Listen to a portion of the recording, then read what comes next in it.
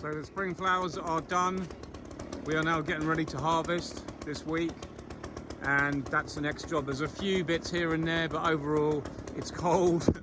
We've only had temperatures of 12 or 13 degrees the last couple of days, and all the flowers are now going over, and it's time to get that precious honey off and leave enough for the bees. I've got barrels ready, I've got the hot water in, we have hot and cold on the back by a mixer. Got a little mixer here that I can adjust to what I want, but that means I get tepid water or hot water for washing barrels, and that's just cold. So I've got the two outside all fixed up. I've got hot and cold water to the sink. Over here, when you excuse all the mess, we're just getting the last thing sorted out. That's basically ready. So that is done. Plumbed in, finished. A few obviously things to do, but that's done. I've also got a place for a washing machine. There you go, there's the tap. Everything I asked for has been finished. And warming room wise, this morning I came in and I had the heater. It's still warm in here now. We are down to 27 degrees C now, and the height it got up to overnight was 39.8. So I put the heater on here yesterday, just that one single electric heater, to see how much heat I could get in this room. And absolutely fantastic that we got basically 40 degrees easily. And that's 40 degrees C, so that's somewhere near 100 F. And basically it's like a really good thing for me, because it means that 100 F is as good as decrystallizing most honeys if it was starting to go. So wow, already I literally do not know where to go. I'm still got cold weather this morning. The next few days are a little bit warmer. I'll just show you this as well. I've got my pallets ready. This is what my ex-colleague Christian used to use, and it's his old pallets. I've got my own rollers, as you know, to make up extra for later on, but for the moment I'm going to use his old gear. So we've got a trolley, and on the trolley, that goes on the floor. Okay, so that's the direction. We've got directional wheels at the front and fixed at the back. Excuse my sexy Crocs, but you know, it is what it is. And then on top of that, we put a custom pallet. I'll just show you. So that's what our custom pallet is. And basically it goes this way. Sorry, let me show you that way. So that we are halfway across the middle, straighten it up. And on top of that, I'm doing this all with one hand, we put our drip tray. So basically, that is a ready to go pallet. There'll be another drip tray on the left-hand side, obviously. But then when we come in, we stack our honey from the truck. Two. We can go about 6 or 7 high. But the wheels will enable us to guide and to get the honey in. The only manual handling we have in big time, in large quantity, is on these trolleys, because everything else is one at a time, or we stack them up about 6 high. So those wheels are rated really high. They've all got bearings. They've all been checked. And I'm going to make a load more myself. As you know, I've got a load more of them to make up. I just haven't had the time. There's just too much to do at the moment. But it is what it is. This will almost be enough for me for now, and I can just use a simple pallet, obviously. But with the warming room now, we can load everything in. I'm hoping that with the new machine, I can extract after 2 or 3 days of harvesting, and then go back and extract the rest. So I'll do it all pretty quick. The machine works pretty well. I'm not going to run it dry. I'm just going to show you when it's working, because the thing is, it's quite noisy. It's not ideal for me to film at this short notice. I just want to get it all cleaned now and just get on with it. I'm kind of sick of this pontificating, but I'm more sick of this weather. I mean, it has gone cold, and you can see we've had this easterly wind for, I'm on a whinge this morning. We have had this easterly wind for like 3 days now, and you can see it's not as strong as it was. But it's been nagging. The last 2 days are almost unworkable. Max temps only 10 to 11 to 12 degrees and cold nights. So it doesn't make any difference. The honey's only just gone into the hives last week. We should be fine this whole week and most of next week, as long as we get the honey off by the end of next week, we should be fine. And historically, when I get a honey harvest, it's got to be done and off by the 3rd week of May. But we are a little bit later this year because a lot of it went in much later. So that's where we are. What else have I done? Oh, it's just endless tidying up. I have also taken delivery of my new tank, which will enable me to transfer honey from a barrel or straight from the machine, pump straight into here, and then I can bottle it at my leisure. But the whole idea is this is a 300 kilo or 300 litre, but it'll never be completely full, I imagine. But it enables me to do a barrel at a time, and it's heated. So I can put my honey in here, let it settle if need be, and as I pump it in, I can filter it even more if I want to. We have a water jacket inside of it. There you go, it's double lined. I'm actually very, very pleased with it if it all goes fine. I've got a special tap to go on the front, which means I can use the same connections with all the rest of my, it's a 40 DIN fitting, and that will all connect universally, so I can use the same hoses for the rest of my stuff. But again, I was just going to explain about the wheels. It doesn't come with wheels, and my friend Ollie, who has exactly the same machine, has got wheels for his. And I said, wow, when you're getting yours done, can you get 3 for mine? Because I'm going to get a machine like this as well. So when Ollie got this made for me in Ireland, I got him to pick up the 3 exactly machined casters on a plate. They look a bit small, but they're not. They're actually rated to, they need to be like 100 kilos each, so they're fine. But everything is on wheels. That's the thing.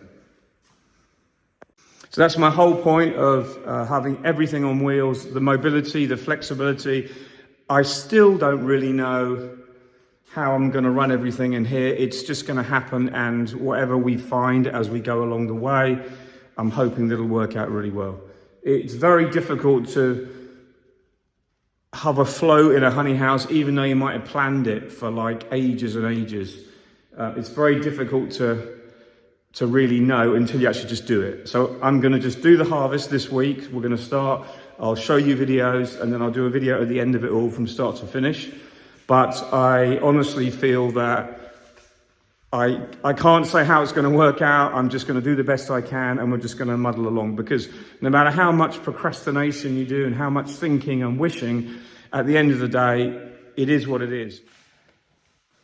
Obviously, we are going to have the old extractor in here as well, and that will be just in front of the machine here. It's going to be on its pallet because I haven't got wheels for that ready yet, because I was hoping that the wheels I bought would fit on it, but they're not locking wheels, so there's all these little things that you think you've got right that will work, but not as bad as they could do, so let's just get it done properly one time. It's going to be a lot of trial and error. I will make mistakes, and there'll be problems I've got to deal with that arise, but I'm just going to get on with it, as I said, and just get the harvest in, and we'll take it from there.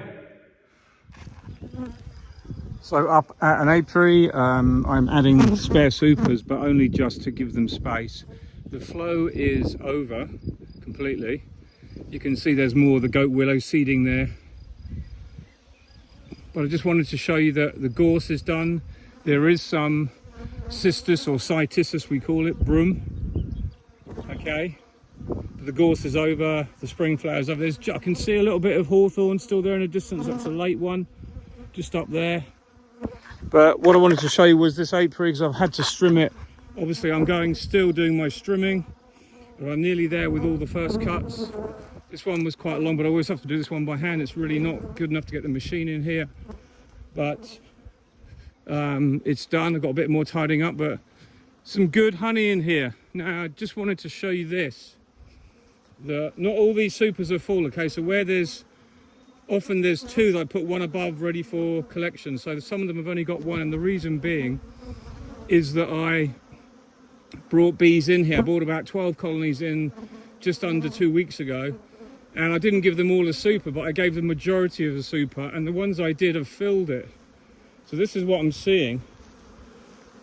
And they weren't that good, the bees. They weren't that big, but they've just done so well in this flow. So they haven't had a queen excluder. But what they seem to have done is there's a little bit of brood in the center frame on the left or the right of the center. That's it. That's all we're seeing. So what I'm doing is I'm putting the excluder on. The honey only went in the other day. There's plenty of room here for the bees. You can see how prolific it's been, but they've been really good, and they've kept a lot of their nectar in the top frames. We've still got masses of brood to hatch out. Just look at that. So I'm going to try and have a look at this colony. Bear with me a sec.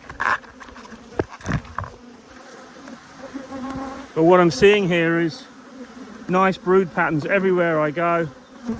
Loads of lovely bees, prolific queens. I can just about see the larvae there. The light isn't very good today, but I'm just tilting that so maybe you can. Glistening larvae there. So she's been laying in after that first load of brood was laid and hatched. But that's my point, is there's space in these colonies, and they, even though they're young colonies, they put it all in the top, which is brilliant. So I'm super happy. So good apiary, a lot of work. Pallets are replaced there urgently, as you can see.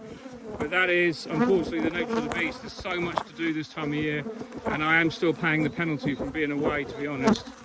And I was away quite a bit this winter. I enjoyed every second of it, don't get me wrong, but I'm paying the penalty now. So we're getting organised in the honey house. I start pulling honey at the end of this week. They don't like this phone either. And, you know, everything is good. I'm not complaining in the slightest. I've got bees. We've had a bit of duff weather this week. But overall, everything is kind of looking good. The weather is going to warm up as from tomorrow a little bit. So when I harvest, it'll probably be dry and warm, and means... So I'll be harvesting with a leaf blower again. And we blow all the bees off, and then they crawl back in after. So what I've done is I bought supers here.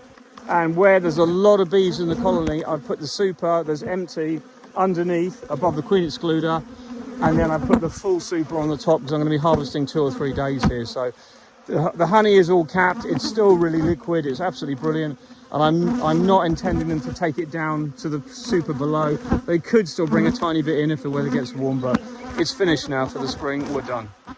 So there you go, all very good.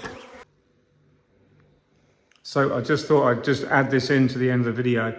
I'm back at obviously the workshop this morning, just to do more work, but we've finally brought the extractor down from the honey house, brought the extractor down from the veranda, okay, and now we are in place. So I've cleaned it up, I've got it on cardboard. It's not ideal, this position, but I tell you what, I've got it worked out totally coolly, because we're going to put a bit of gutter here that's going to drain the honey from here straight into the corner of the sump. How cool is that? So there'll be the frames that I cannot extract under my extraction line that are too big will go into here as I did last year, and I can decap them here. There won't be that many, but there'll probably be maybe 20%, 30%, and then we're going to put them into the right boxes as they come out. We'll try and triage the frames a little bit, and we're going to sort them out so that what I can is when I put them back on the hives, I know what's got to be cycled out at the end of the year, and it'll make it a lot easier for the next and last extraction. I've got the fancy hanger rack up as well, and the magnet for knives, which is quite handy. I quite like this. It would have helped if I'd have given them a clean at the start, but there you go. But we're nearly there. We are getting there. I just want to be tidy and get straight. I brought everything down from up the top. Now the veranda is clear, and I'm nearly ready to get the first honey in, which should be tomorrow afternoon, if not Saturday. I've got a friend helping me Saturday, so we're going to be blitzing it with the leaf blower and then extracting solidly. All very exciting. We're nearly at the point now where everything is ready, and I just can't wait to get started. So onwards and upwards. Catch you soon. Watch this space. I'll show you doing some harvesting, and then we're going to the extraction, see how it works.